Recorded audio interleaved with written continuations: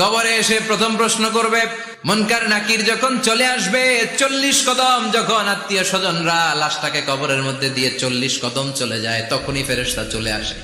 এসেই পরীক্ষা শুরু, মার রব্বুক, তোর রবের নাম কি? আমরা বলবো রব্বি আল্লাহ। দ্বিতীয় প্রশ্ন, ওমা দীনুক, তোমার ধর্মের নাম কি? আমরা কি বলবো? তৃতীয় প্রশ্ন, বিশ্বনবীর চেহারা দেখিয়ে বলা হবে, আতারিফু হাদার রাজুল, এই লোকটারে চিনো নাকি? আমরা বলবো চিনি, আমাদের প্রাণের নবী। সব প্রশ্নের উত্তর তুমি পেরেছো। ফায়ুফসাহু লাহু কবরুহু 70 যিরান, আপনার কবরটারে 70 হাত লম্বা করে দেয়া হবে। ওয়ায়ুফতাহু লাহু বাবুন ইলাল জান্নাহ, আপনার কবর থেকে জান্নাতের দিকে দরজা খুলে দেয়া হবে। ওয়ায়ুলবাসু মিন লিবাসি আহলিল জান্নাহ, জান্নাতের 2টা রেশমি কাপড়ের পোশাক এনে আপনারে পরিয়ে দেয়া হবে।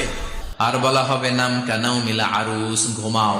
তোমাকে লম্বা সময় পাড়ে দিতে হবে, ঘুমাও। কানাউমিল আরুস, যেমনি